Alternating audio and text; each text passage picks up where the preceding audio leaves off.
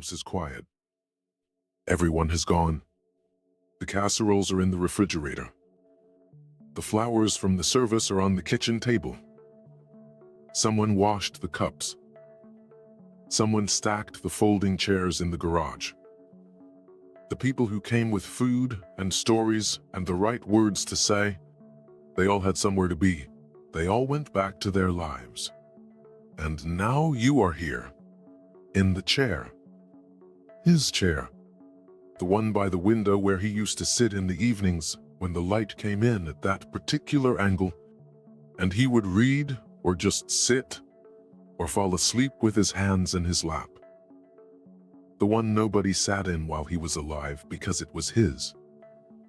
You are sitting in it now. Not because you meant to. You just ended up there. The house has a sound without him in it. A different weight to the air, the specific silence that comes after. And in the middle of that silence, a question arrives. Not the abstract one. Not the philosophical version. The one that belongs in hospital corridors and grief books and sermons. What happens to us when we die? Is there something after? Are we remembered somewhere? That is not the question. The question is smaller and more specific, and it arrived in the chair without any warning. Where is he? Not eventually. Tonight. Right now, while you are sitting in his chair and the house is quiet and the flowers are on the kitchen table. Where is he? You have received answers. You received them at the service. You received them in the corridor. You received them from the chaplain, who was kind, whose words landed and then slid off like everything else. He is at peace with God. He is in a better place. And you believe these things, or you want to believe them, or you hold them because there is nothing else to hold. But they do not answer the question you are actually asking. The specific one. Where? Not with God. Where? Not a better place. What place? And the thing that will change everything you thought you knew about that question has been sitting in every Bible in your house for as long as you have owned a Bible. You just didn't know where to look. There is a moment in John 11 when Jesus stands in front of a sealed tomb and, before doing anything else, looks up and says, "Father, I thank you that you have heard me." He spoke to the Father first. Before he called Lazarus by name. Before the stone moved. Which means the Father already knew exactly where Lazarus was. That is the sentence the church never reads in full. And it contains the only direct answer Jesus ever gave to the question you have been carrying since the day your father died. My name is Nathan. Former high school history teacher, Evansville, Indiana. 12 years at a Catholic school teaching world history and early Christianity. I resigned when the evidence kept leading me somewhere the institution was not prepared to follow. This is one of those places. Let me show you what is actually in John 11. Not the whole chapter. 3 verses, 41, 42, and 43. Because these 3 verses, read in sequence, contain something the church has been delivering out of order for 1600 years. Lazarus has been dead for 4 days. The tomb is sealed. The stone is in place. Mary and Martha are standing there. The people from Jerusalem who came to mourn are standing there. The disciples are standing there. Jesus looks up. He says, "Father, I thank you that you have heard me." Full stop. Not, "Father, please restore this man." Not, "Father, I ask you now to perform a miracle." He thanks the Father, past tense, for already having heard. Verse 42. I knew that you always hear me, but I said this for the benefit of the people standing here, that they may believe that you sent me. And then verse 43. Lazarus, come forth. Now, most preaching I have encountered treats verse 41 as preamble, a brief devotional prayer before the main event. Filler. The real moment in the standard sermon version is verse 43. Jesus calls, Lazarus emerges, scene over. But read what verse 41 actually says. Jesus thanks the Father for already having heard him. That is past tense, which means the communication between Jesus and the Father happened before this. Before the tomb, before the crowd, before Mary and Martha sent the message, Lord, the one you love is sick. The Father already knew. The Father had already responded. The conversation between them about Lazarus had already taken place. And the specific word in Jesus' prayer, heard, implies that the Father heard a request, and to have heard a request about a specific person in a specific state requires that you know exactly where that person is. You cannot hear a request about someone whose location you don't know. The Father already knew where Lazarus was.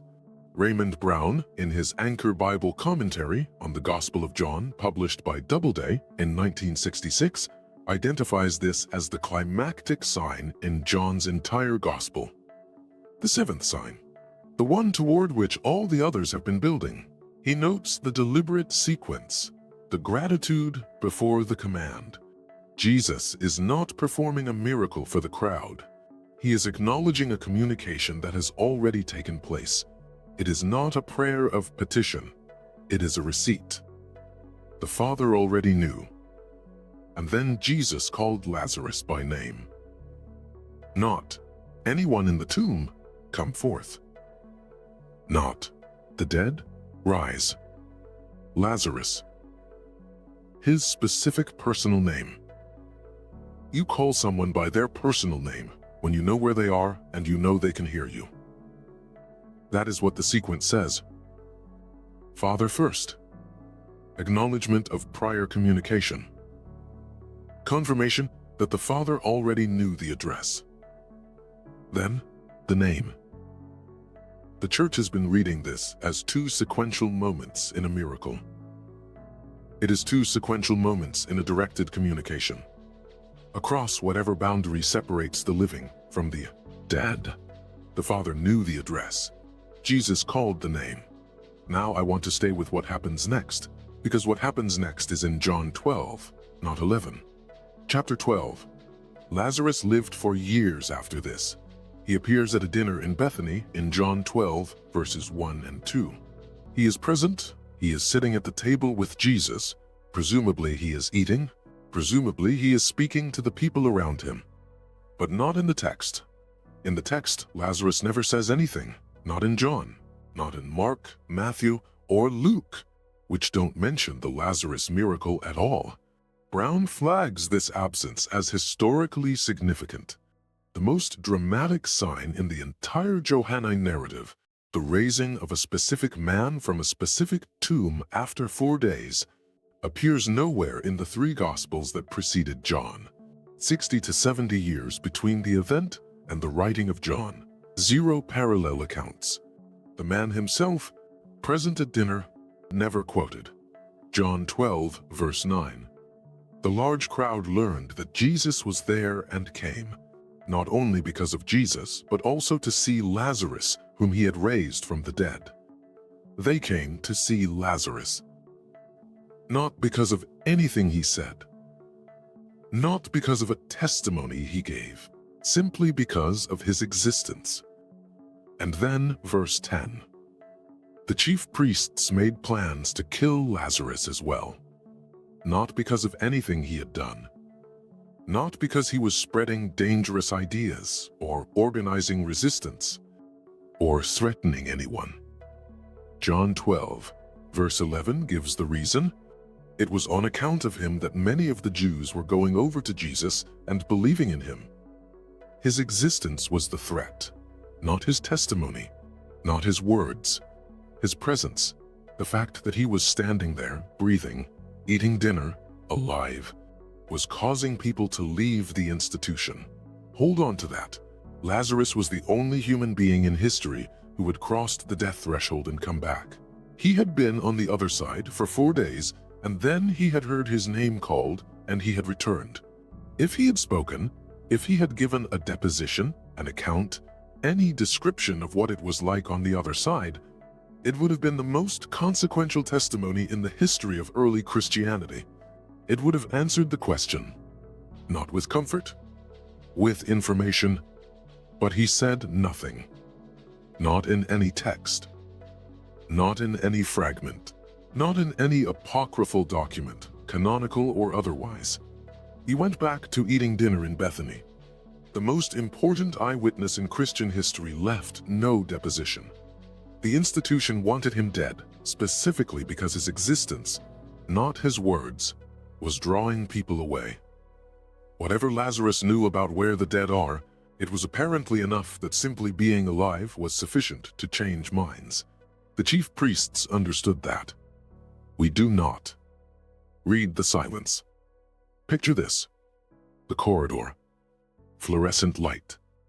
The particular white of hospital ceilings.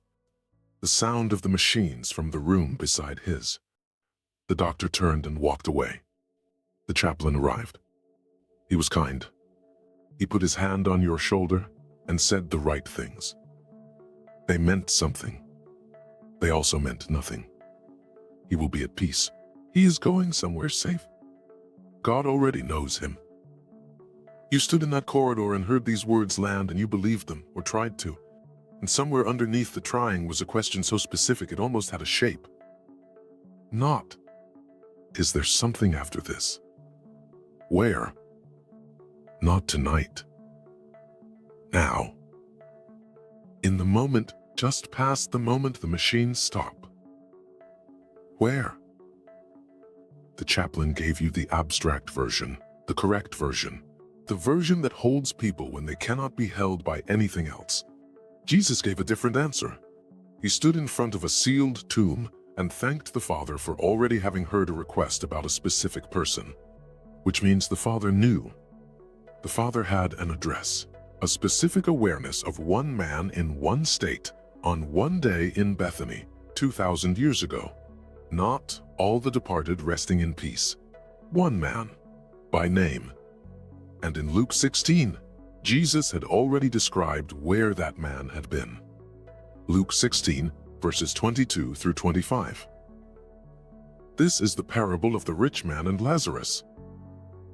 Not John 11's Lazarus. A different Lazarus. A beggar. But listen to what Jesus describes. The beggar dies. He is carried by angels to Abraham's bosom. Kolpos Abram in the Greek. A specific phrase. It refers to the place at table next to Abraham, the position of honored relationship, intimate presence. It is not a vague spiritual state. It is a place with a specific relational geography. Then the rich man dies, and from across a great chasm, he can see this place. He can see Lazarus at Abraham's side. He speaks to Abraham. Abraham speaks back. There is conversation across the boundary. And what Jesus describes is specific. Memory. The rich man remembers his 5 brothers. He remembers the life he lived. He is not a blank slate. Sensation. He says he is in agony. He asks for water. The state of the dead in Jesus' account is not unconscious. It is experienced. Social recognition. He knows Abraham. He knows Lazarus, the man who used to sit at his gate. The dead in this account recognize each other. Relationship intact. He worries about his brothers who are still alive. Capacity for communication. He can speak. Abraham can speak. Something is preserved that can still form words. This is Jesus describing where the dead are. The church classified it as allegory, symbolic imagery not to be taken as literal geography. But consider the sequence. The same man who described this interior, this specific, detailed relational account of the state of the dead, went shortly afterward to a tomb in Bethany and called a man back from that place by name. He described the inside of where the dead are. Then he reached across into it. If Luke 16 is pure allegory, what was Jesus reaching into when he called Lazarus' name? If the interior description was only symbolic, what was on the other side of the threshold?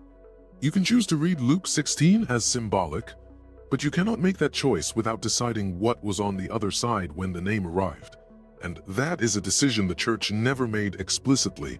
They just stopped preaching Luke 16 as topography. They classified it and moved on. The most detailed description of where the dead are, given by the man who would shortly reach across to retrieve a specific person, was reclassified as parable. And the answer to the specific question, "Where is my Father?" remained in a better place, which contains no information. Here is something that complicates this. I mean that genuinely. That I want to be honest about the complication rather than smooth it over. John 11, verse 11, Jesus is speaking to his disciples before they go to Bethany. He says, "Our friend Lazarus has fallen asleep, but I am going there to wake him up." Fallen asleep. This is not isolated language. Bart Ehrman at the University of North Carolina, Chapel Hill, traces this metaphor through the earliest stratum of Christian documents in his book, Heaven and Hell: A History of the Afterlife, published by Simon & Schuster in 2020. The earliest Christian writing we have about death is not the Gospels. It is Paul. 1 Thessalonians chapter 4, verses 13 through 18. Written approximately 50 of the Common Era. 20 years before Mark. 40 years before John. Paul describes believers who have died as those who have fallen asleep. Not a euphemism. A specific theological framework. The dead are in a waiting state. Not in heaven yet, not condemned yet. Asleep, suspended, waiting for a general resurrection. And then, layered over this, comes Luke 16. Abraham's bosom, sensation, memory, conversation across the chasm, which implies a much more immediate and active afterlife than Paul's sleeping metaphor suggests. These two frameworks never fully resolved each other in the early sources. The preaching tradition chose the more immediate one because it is more comforting. He is in a better place is the Luke 16 framework. He is asleep, waiting. In a state we don't fully understand is Paul's framework. And Jesus, in John 11, uses Paul's language. Fallen asleep. Then he crosses into the sleeping place and calls the man's name. Ehrman makes a point I have come back to many times.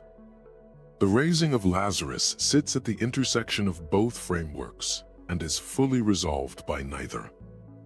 If the dead are sleeping, waiting for the general resurrection, then Lazarus was asleep, and Jesus woke one man before the general waking, which means the Father knew where one specific man was sleeping, and that the name, when spoken loudly enough, could reach him in his sleep. The synoptic absence is one of the most documented puzzles in New Testament scholarship. I want to stay with it for a moment. Mark is the earliest gospel, written approximately 65 to 70 of the Common Era. Matthew and Luke follow.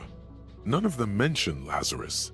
Not the raising, not the 4 days in the tomb, not Lazarus at dinner in John 12, not the chief priest's plot against him.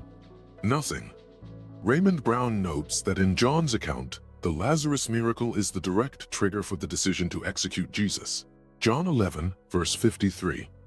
So from that day on, they made plans to kill him. The miracle is the thing that ends the deliberation.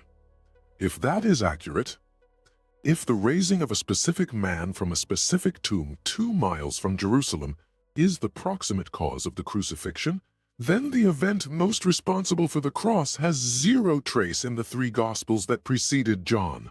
I'm still not sure what to do with that. But here is what I keep coming back to. The most specific demonstration that the Father knew where the dead were, and that a name spoken across the threshold could be heard. left the smallest trace in the historical record. Less trace than the feeding of 5,000, less trace than a blind man healed by the road. The institutional memory is selective, and what it's selected away from is also the miracle that required the most dangerous follow-up.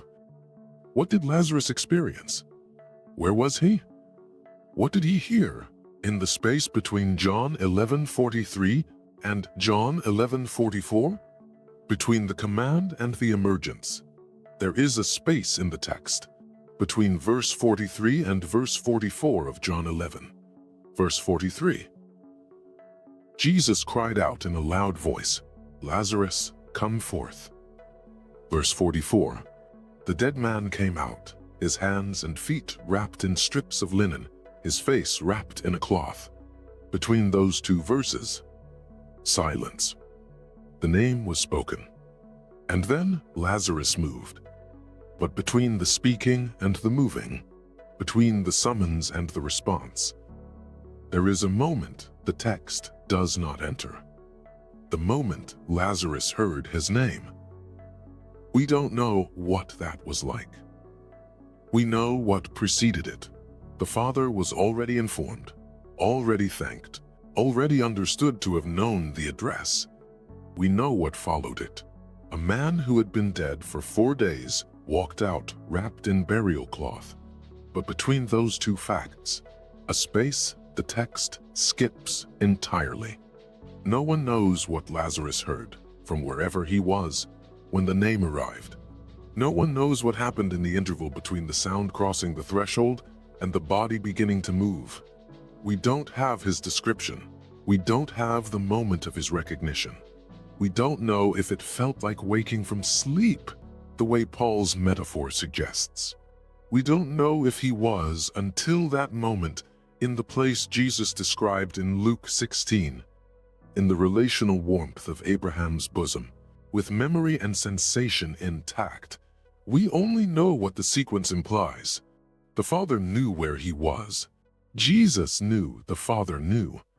The name was spoken in a loud voice across a distance no human being has ever accurately measured. And it arrived. That is what the text gives us. Not the experience, the arrival. And the question you have been sitting with, in the chair, in the corridor, in the years since, is not whether the name can be spoken. It is whether it arrives. Benitez spent 40 years working on what actually happened in 1st century Judea. His Caballo de Troya series, 10 volumes, the first published in 1984, operates entirely outside the verification standards I apply to Brown or Ehrman. His methodology is not academic. His sources are not peer-reviewable.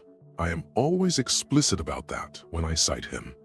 And his reading of John 11 verse 35 is the one that has stayed with me. Jesus wept, the shortest verse in the Bible.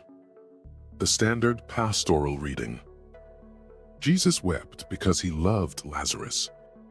He was moved by the grief of Mary and Martha. Benitez reads it differently. He asks, what was Jesus weeping about?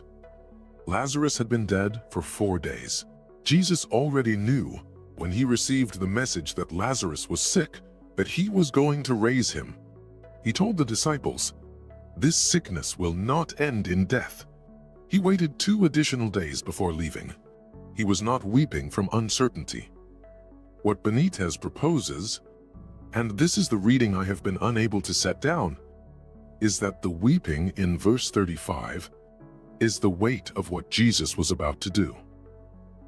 Lazarus had been somewhere for 4 days, in a state that, from Luke 16, appears to have memory and sensation and relational warmth.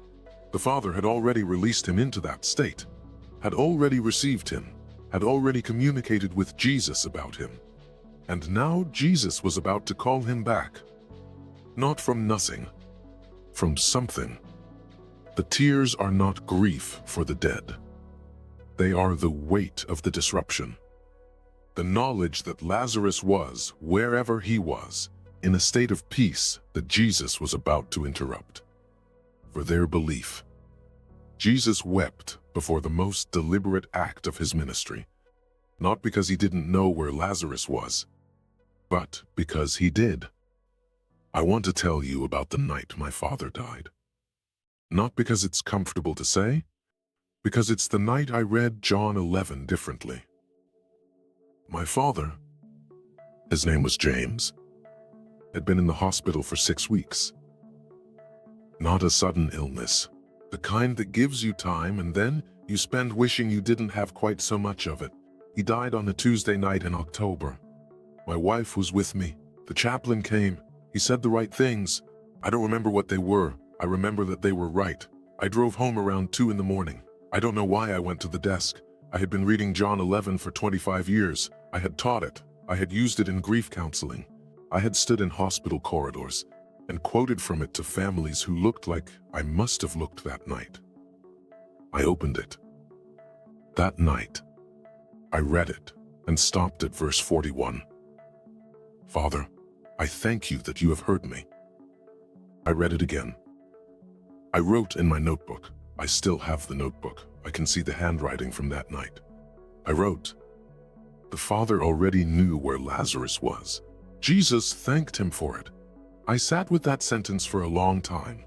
I had been using this passage for 25 years to comfort people who were asking the question I was now asking, and I had never read it as an answer. I had read it as preamble. But it isn't preamble. It's evidence. The Father knew.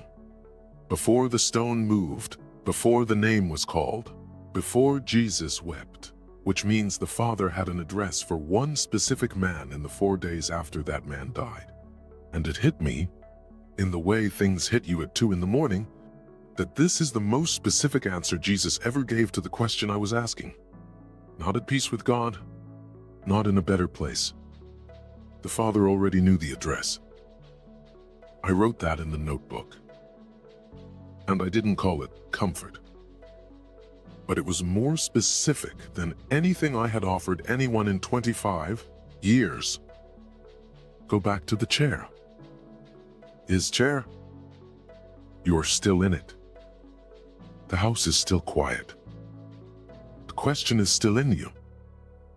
Differently shaped now. Maybe not smaller in the way things shrink when you stop caring about them.